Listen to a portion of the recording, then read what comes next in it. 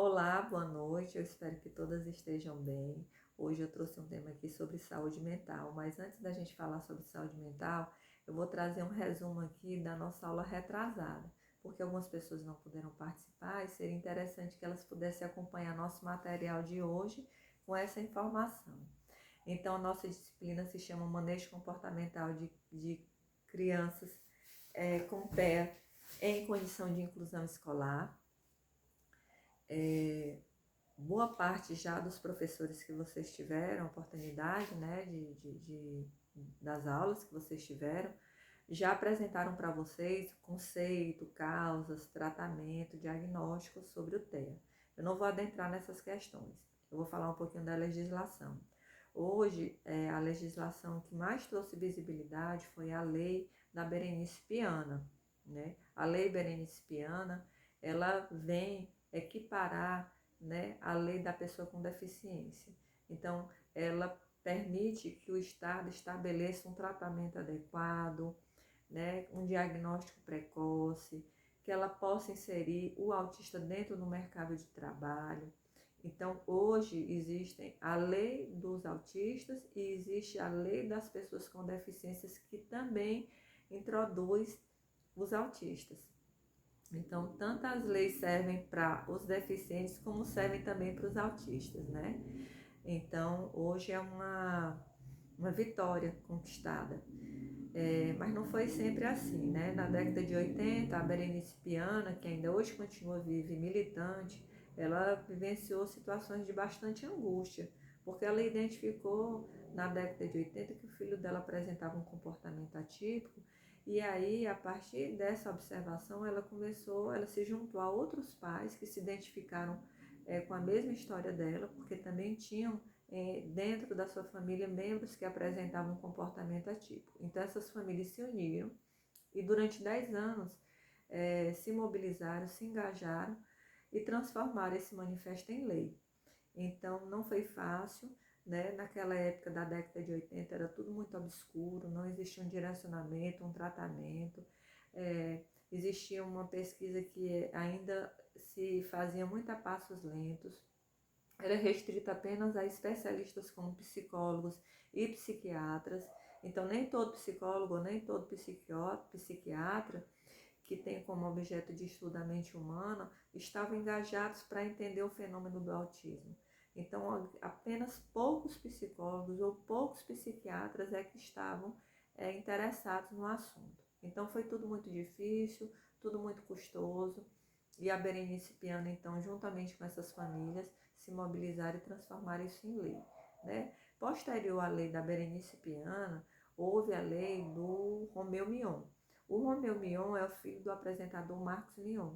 Então, o Marcos Mion também engajado dentro dessa militância em relação desse assunto, ele conseguiu a carteirinha de identificação do autista. Todo autista tem direito à carteirinha de identificação, né? Essa carteirinha de identificação, ela garante o pronto atendimento nas esferas da assistência social, da saúde e da educação. Então, todo autista tem o direito a pronto atendimento imediato a um desses estabelecimentos. Outra conquista, outra vitória que surgiu também foi o cordão do girassol. É aquele cordãozinho também que identifica que a pessoa é autista, que está dentro das deficiências ocultas, dentro das deficiências ocultas que se enquadra o autismo. Então é outra vitória, outra conquista. É claro que a gente ainda continua na luta, nas conquistas, desmistificando, né, diminuindo a questão do preconceito, dos estigmas, né, a questão do bullying. Então existem ainda muitos desafios. As leis continuam sendo alteradas, mas ainda hoje a gente entende que a lei da Berenice Piana é a lei mais completa, porque foi a partir da lei da Berenice Piana que as pessoas passaram a ter mais acesso a esses direitos, né? Outras mobilizações que aconteceram no decorrer, que também veio na década de 80, foi a AMA, foi a primeira associação de amigos do autismo. Então, esses pais muito angustiados, né, nessa situação obscura também se uniram para oferecer serviços, tratamentos àquelas famílias carentes.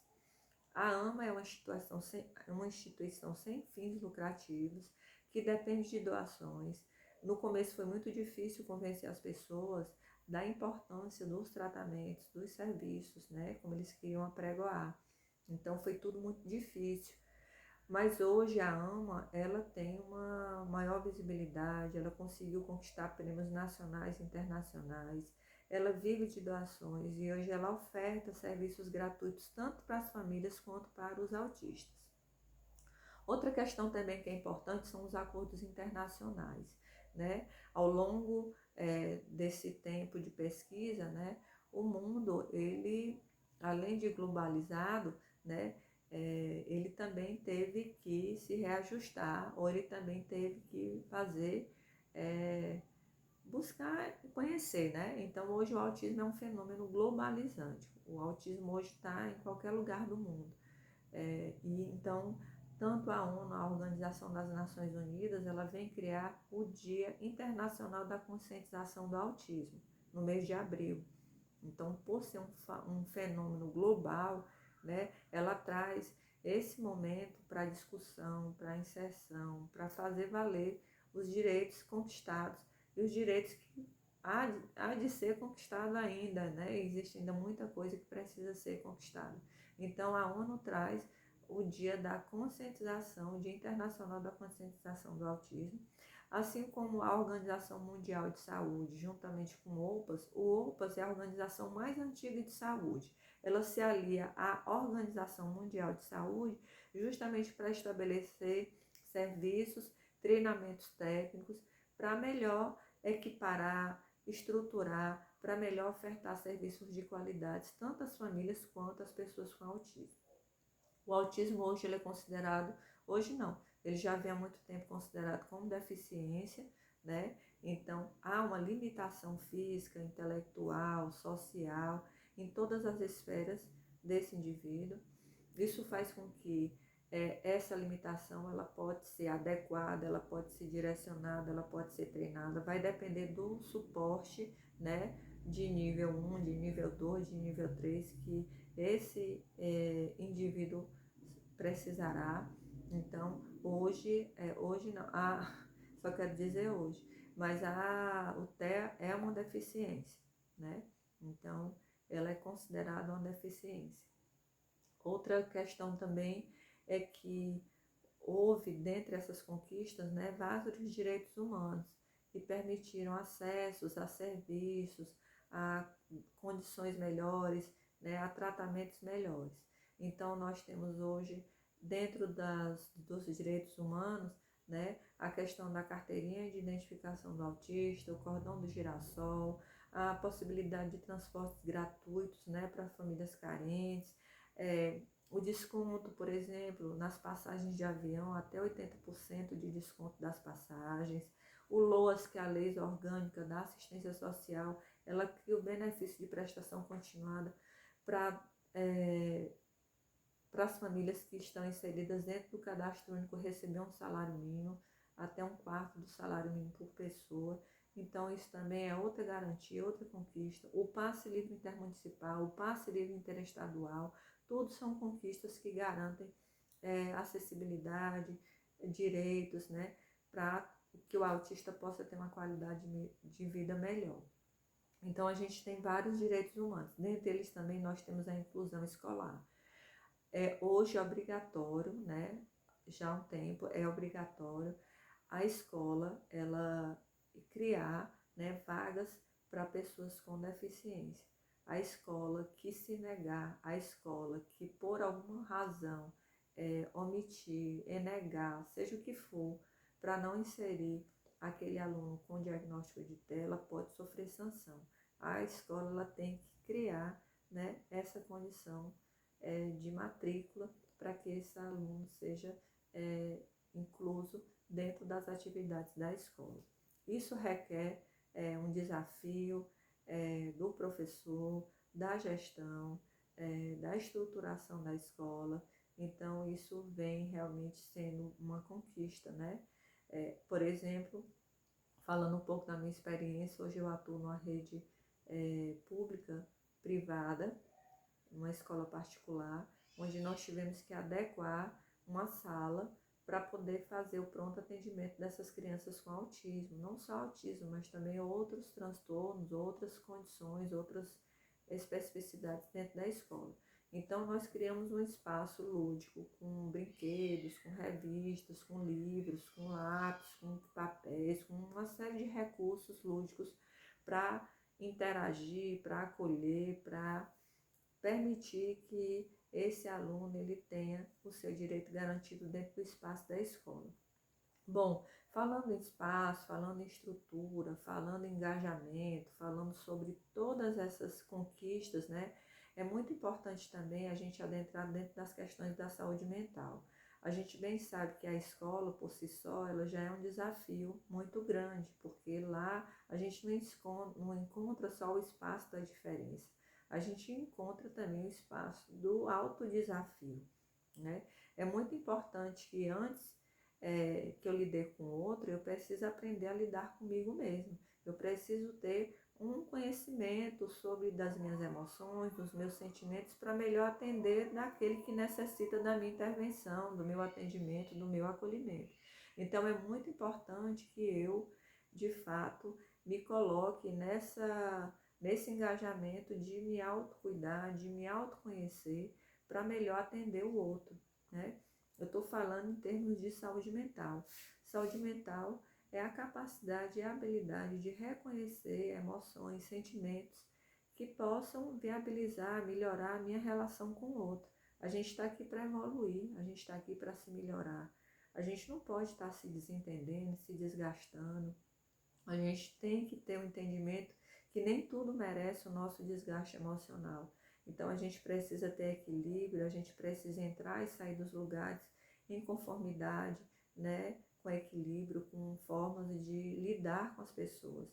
E você imagina isso dentro da sala de aula, o desafio que é poder conviver com crianças atípicas, com crianças que vão manifestar ali a sua cultura, a sua história, né, as suas influências dentro da família. Então tá tudo muito misturado.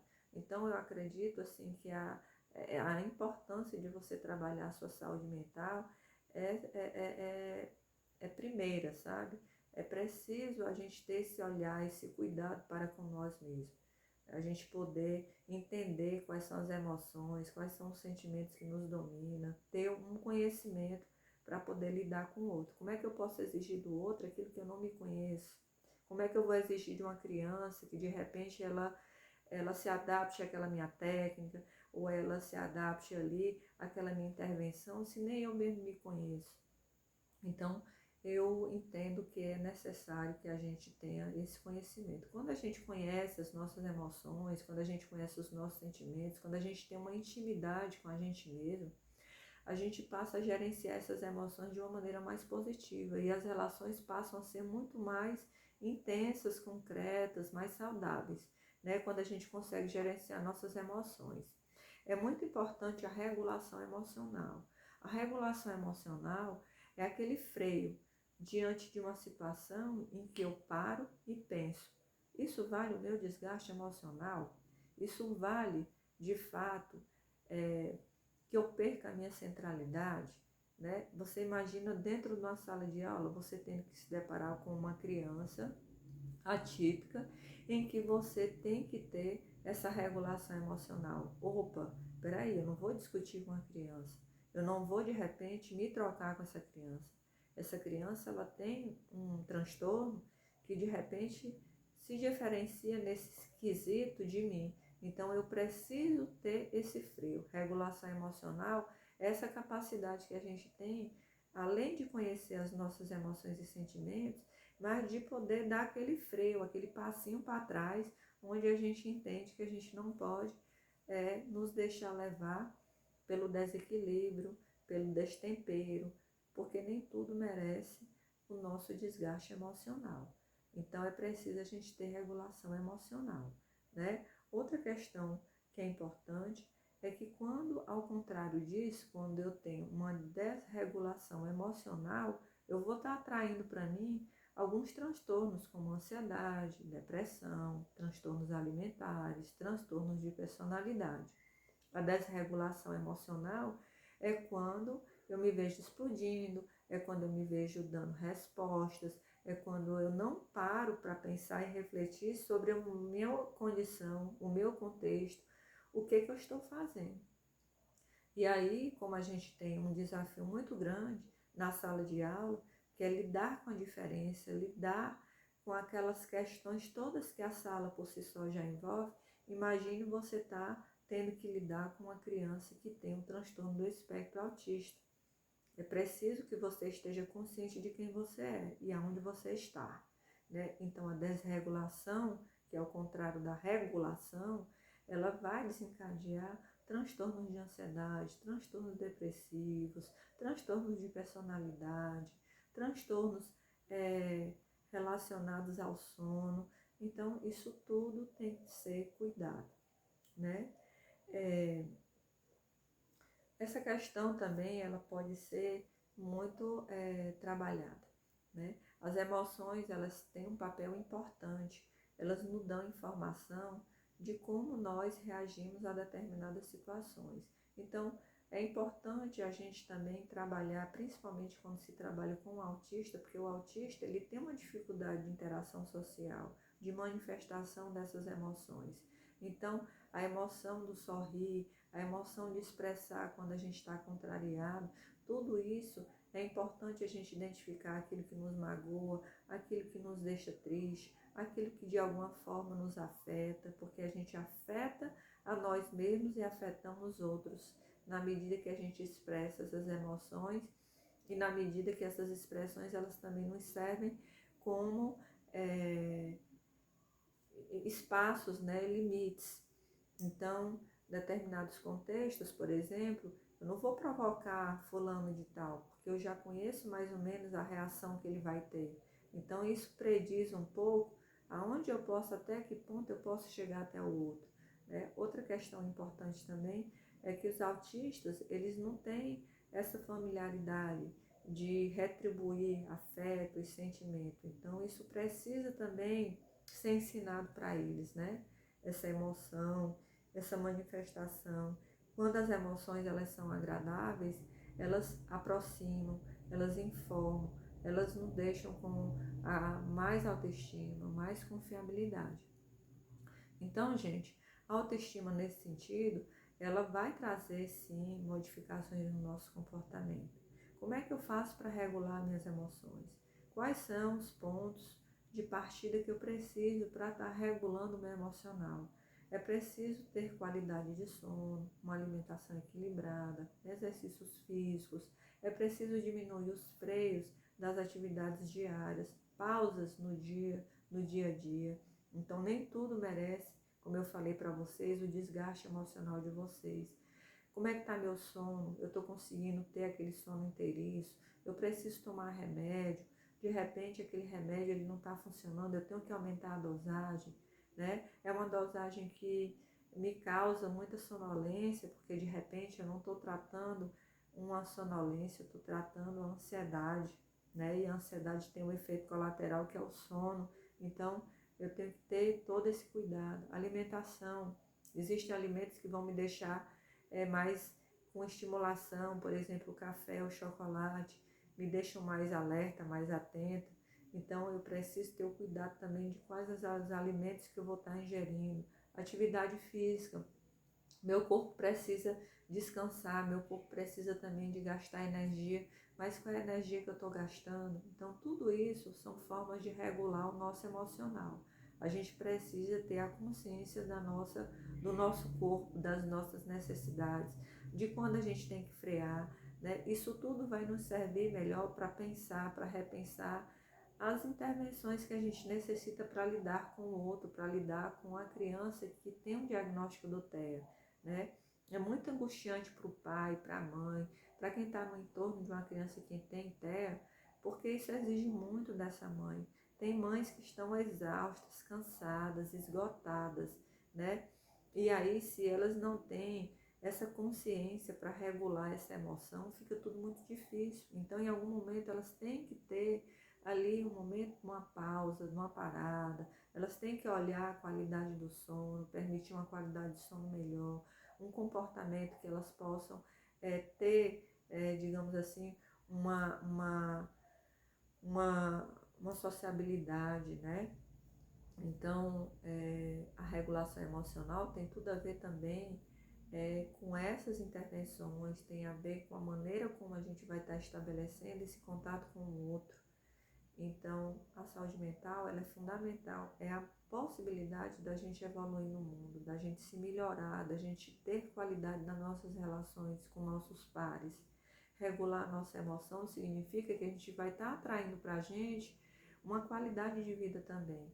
Não é só porque de repente a gente trabalha com alguém que tem um transtorno do espectro autista, ou pelo fato de ser mãe de uma criança ou de uma pessoa que tem um transtorno do espectro autista, que você vai deixar também de se olhar, de se cuidar, de se querer bem, tá? Então, em relação à questão da saúde mental, eu trouxe alguns pontos, é uma discussão muito longa, mas ela permite que a gente possa começar a pensar, né, em formas de como regular, de como melhorar as nossas emoções, para que essas emoções elas possam, de alguma maneira, ajudar o nosso próximo e ajudar, em especial, o nosso trato em sala de aula com as crianças que mais necessitam da nossa intervenção, do nosso conhecimento, da nossa tolerância, do nosso autoconhecimento, para que elas também possam ter essa qualidade de vida melhor. Muito obrigada, boa noite a todos. Eu deixei um exercíciozinho aí para vocês, para poder falar um pouquinho do resumo. Vou estar disponibilizando aí também os slides para que vocês possam basear essa atividade que eu deixei, tá? E a primeira atividade é aquela atividade que vocês fizeram semana retrasada. Já a segunda atividade diz respeito a esse resumozinho que eu passei aqui hoje, nessa aula de hoje. Boa noite e tudo de bom para vocês, um bom descanso, um excelente férias para todos. Um abraço.